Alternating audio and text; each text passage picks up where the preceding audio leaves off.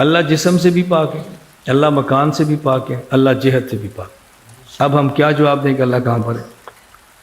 کہاں کے جواب کیسے دے سکتے ہیں؟ کہاں تو تب ہو نا جو خاص جہت ہو، کوئی خاص مکان ہو۔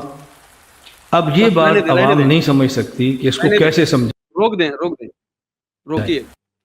دیکھیے بہت اہم چیز ہے یہاں پر، کہاں سے جواب دیں۔ نبی صلی اللہ علیہ وسلم نے سوال کیا کہ نہیں؟ نبی صلی اللہ علیہ وسلم نے سوال کیا، جو عورت تھی باندی تھی، آزاد نہیں باندی عورت تھی، صحابہ کرام کی سوسائٹی اور معاشرہ میں رہتی تھی، نبی صلی اللہ علیہ وسلم جس معاشرے کے سربراہ تھے اسی معاشرے میں اس کی تربیت ہوئی تھی۔ آپ نے کہا اس کو بلاؤ اور اس سے پوچھا کہ اللہ کہاں ہے، تو اس نے کہا فی السما۔ تو یہ کیسے کہیں، کہاں سے جواب دیں؟ اللہ رسول نے کہا آتقھا فإنھا مؤمنہ، اس کو آزاد کر دو، یہ مومنہ ہے، یہ ایمان والی ہے۔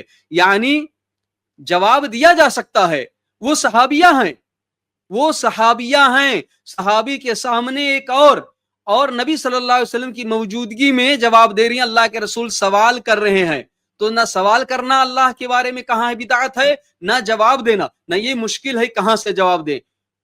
وجہ آئے گی بعد میں سمجھنے کی کیوں ایسا ہے آخر میں کہ کہا جا رہا ہے کہاں سے جواب دیں۔ جی مقصود یہاں بتلانا تھا کہ کہاں سے جواب دیں، حدیث کی روشنی میں جواب دے دیں، اور اگر بتلانا ہی ہے واضح طور پر تو رویت کی جو حدیث ہے، جو ماتریدیہ بھی جس رویت کے اللہ تعالیٰ کی رویت کے قائل، یعنی اللہ کے بندے اللہ تعالیٰ کو جنت میں، نیک بندے اللہ تعالیٰ کو دیکھیں گے، اس کا اقرار ابو منصور ماتریدی نے اپنی کتاب التوحید میں بھی کیا، اور اشاعرہ بھی اس کے قائل ہیں، گرچہ اس کی تعویل کرتے ہیں اور مختلف چیزیں بتلاتے ہیں، لیکن اس کے قائل ہیں۔ اور جب ساری چیزیں ہم دیکھیں گے تو پتہ چلے گا کہ اللہ تعالیٰ دیکھا جائے گا، ہمارا یہ عقیدہ اور ایمان ہے، ہر کوئی کہے اور ہر کوئی جانتا ہے کہ جو دیکھا جائے گا وہ ظاہر ہوگا، اور جو ظاہر ہوگا وہ صفات سے متصف بھی ہوگا، ظاہر ہوگا تو صفات سے متصف ہوگا، وہ ایسا نہیں ہوگا کہ بلا جسم ہو یا یہ ہو ہوا ہو، بلکہ وہ صفات سے متصف ہوگا۔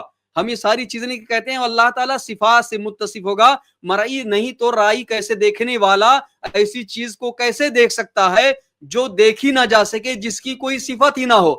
آپ کہیں کہ میں نے بہت اچھی کار خریدی ہے، مگر اس کار کی نہ تو کوئی پہیا ہے، نہ تو کوئی انجن ہے، نہ تو کوئی شیشہ ہے، نہ تو کوئی اس کی چھت ہے، نہ اس کے نیچے کوئی پیٹرول اس میں ڈالا جاتا ہے، نہ ڈگی ہے، تو بھائی کہے گا کہ کہاں ہے، کیسے ہم دیکھ سکتے؟ تو ہم تو کہیں گے لاؤ دکھاؤ اپنی گاڑی لائے، تو کہاں سے دیکھیں گے؟ اور ابو منصور ماتریدی نے کتاب التوحید کے اندر لکھا ہے کہ جو چیز مشاہد ہو، جو چیز مشاہد ہو، دیکھی نہ جائے، تو اگر جسم نہیں ہے تو عرض ہوگی، یعنی صفت ہوگی۔ یہ متکلمین کی زبان ہے، عرض ہوگی یا عرض ہوگی، کیا ہوگی؟ جسم، جو چیز دیکھی جائے اگر جسم نہیں ہے تو کیا ہے؟ صفت ہوگی، یعنی دو میں سے کوئی ایک ہوگی، دونوں میں سے کوئی ایک ہوگی۔ تو اگر دوسری ہوگی، صفت ہوگی، تو کیا مطلب ہے؟ اپنے وجود میں دوسرے کی محتاج ہوگی، کیونکہ جو چیز صفت ہوتی ہے بذات خود وہ قائم ہوتی ہے، نہیں ہو سکتی، اس کا وجود نہیں ہو سکتا ہے۔ تو اللہ تعالیٰ کو دیکھا جائے گا، اس بات کی دلیل ہے کہ اللہ تعالیٰ صفات سے متصف ہوگا اور صفت علو سے متصف ہوگا۔ اللہ کے رسول نے فرمایا انکم سترون ربکم کما ترون ھذا القمر لا تضامون، یا لا تضامون، یا لا تضامون، لا تضامون، دونوں چاروں طرح پڑھ سکتے ہیں، فی رؤیتہ فإن استطعتم اللہ تغلب على صلاة قبل طلوع الشمس و صلاة قبل غروب الشمس فافعلوا۔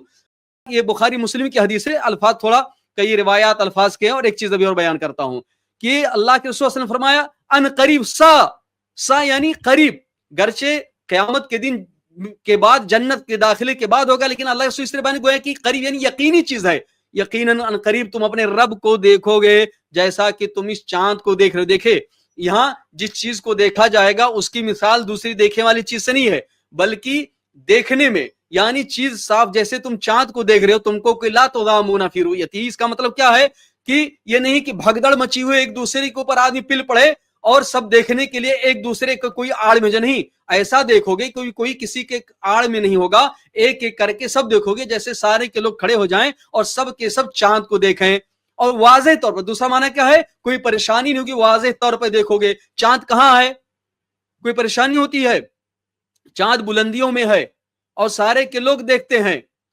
اور بخاری کی ایک روایت میں عیانن, یہ جابر بن عبداللہ کی روایت ہے, عیانن, عیانن کیسے دیکھو گے؟ کیا کہا؟ عیانن, اپنے رب کو واضح کھلم کھلا ایک دم دیکھو گے, یعنی صفات سے متصف ہوگا. رب صفات سے متصف ہوگا اور ہمارے سامنے ہوگا.